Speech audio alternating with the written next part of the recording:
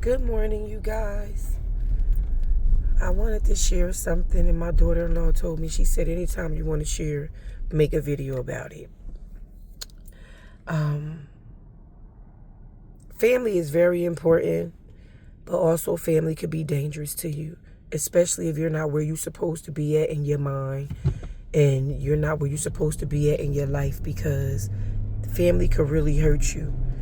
And there's no hurt like family hurt and church hurt, because sometimes a friend could hurt you and it don't hurt as bad. It don't hurt as bad when somebody on the street hurts you or a friend hurts you, other than when your family hurts you. We have family that won't talk to you for years, and if you ask them why, they don't know why. And I find that to be the most ignorant shit in the world. It's no way you lay down at night and God wake you up in the morning and you want to be nasty. And the majority of people that hold these very evil spirits are people that say they of God. But I'm here to tell you that you're not of God. And they will judge you for the different things that you do in your life, and maybe for even your curse words and whatever else. But they got an evil heart. If you didn't have an evil heart, it's no way when you walk past people, you can't speak. Some folks today walk past their own family and can't speak to their own family. And it's not one or two families. It's a lot of the black race like that. I'm speaking to my race. Family ain't like it used to be. And we losing pioneers in our family, and we losing people in our family. And when you lose these people in your family, these really are the glue to your family. So the people you lose in. So when you lose those people, if you are not in your right mind, how you gonna know how to continue to love and treat people good and to forgive? I thank God for that gift that He gave me. He gave me a gift, you guys, and that gift keeps me blessed. It keeps me blessed. And the gift is, I know how to forgive.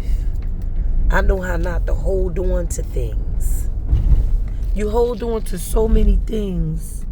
You hold on to so many things in life. And these things that we hold on to, it sever relationships with sisters and brothers, aunts and uncles, nieces and nephews. You have your children walking past somebody and not speaking to someone and holding a grudge over your ignorance. I do have an alt with church people because I was raised in the church all my life. And not to go on to detail, but church hurt, if you ever heard that, is real. Especially if you believe in something and believe in people that let you down. It's no hurt like that. It's no hurt like church hurt. It's no hurt like hurt that you will receive from your sister or your brother or your mother or your father because you love them. But one thing I say that, like I said, and I'm going to say it again, God has gifted me that we can argue, go through whatever we go through, but that don't mean that you got to say nasty things to each other. Now, if you meet me with an evil spirit, I'm going to match it, because I'm not going to let you say what you want to say to me. And I'm not going to lie to you. I'm basically going to tell you the truth. Just like Cat Williams said, I keep records. So I watch people. I'm a people watcher. So when you're ready to argue with a person like me, I pull out of my cabinet my file on you. So it's not always good to be sitting here trying to be rude or disrespectful to people, especially if you don't want to be hurt back. I never intentionally try to start an argument and hurt no one. But I'm not going to let you hurt me and mine. And that's fair. I'm fair.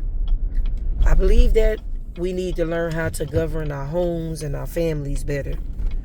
And I believe that a lot of men are not ruling their homes properly, because if you are, your wife and your children wouldn't act the way they act. I've always been the type of woman that I always really did love a manly man. I always loved a manly man, you know. I love a man that open doors. I love a man that know how to respect and treat his woman.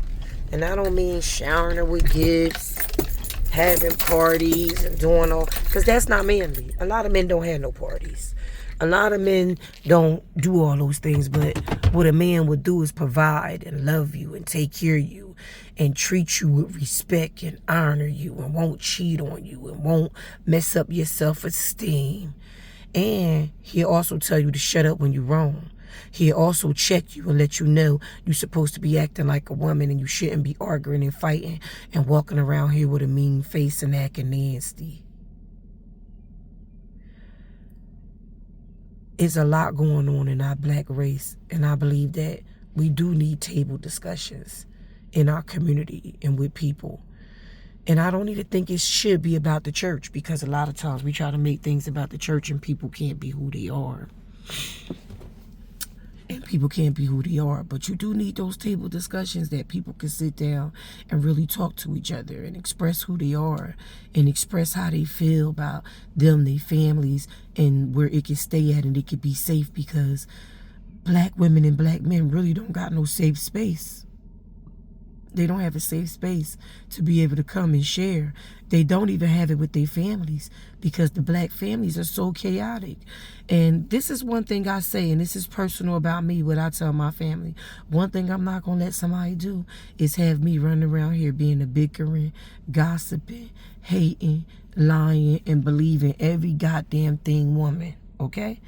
I'm the type of person that I don't want no trouble with nobody. I don't want any trouble with nobody. I'm not trying to start no trouble with no one. But I'm not going to listen to everything you say and believe it to be true without me investigating, okay? I don't believe the first thing I hear. I don't care who you are. You could be the Pope. You could be the bishop, the chief overseer. You could be an elder. Only who I believe like that was my mother, and she's gone. She's gone. I love my father, and I know he of God. But I know me and my mom really had some things in common. I know how to love. I know how to forgive. And I do have a discerning spirit. I don't believe a lie before I believe the truth. I do not have a reprobated mind. I don't. So what I want to tell you guys is a lot of hurt in the black community. There's a lot of hurt in our families. There's a lot of hurt. And the hurt, it starts with the mother and the father. And a lot of our parents didn't know how to go get help. But now we a younger generation. We should know how to go get help. And I know I encourage my kids to go get help. I know in my younger years when people wasn't even going to go get help, I had counselors coming to my house from Catholic Charities, from Greater Trenton Behavior Health. My kids was getting counseling in Princeton and Hamilton. And you know, back then they brought the parent in. And for me being, you know, brought up in a big family, I had hurt. You know, I had hurt. For one reason I had hurt, I seen the majority of the men in our family get locked up and was in jail. They was locking up everybody in our community. I didn't understand. Even when I had my children, I seen my kid fathers get locked up in our community and get murdered and get killed. So I had childhood trauma for just watching that. But sometimes as in black people, we don't notice that we need help and we don't go get help. It is important. And it is imperative to us to make sure we go get help. And also to have somebody that we can trust and we can talk to. We ain't got nobody to talk to. We don't got nobody to talk to. But I want to tell you, you could talk to God. And you could find you a counselor that nobody don't know. You could find you a therapist that nobody don't know and don't know you. And you go get help. And stop making excuses for why you're not going to go get help. Because it's all over your face. You look evil, you look mean, you look nasty, you know, you look bitter. And those things will eat you from the inside out. And it'll mess up your mind. You know, it'll have you running around here really messed up in a Looney Tune home somewhere. So you just better be careful, because your mind is a terrible thing to play with.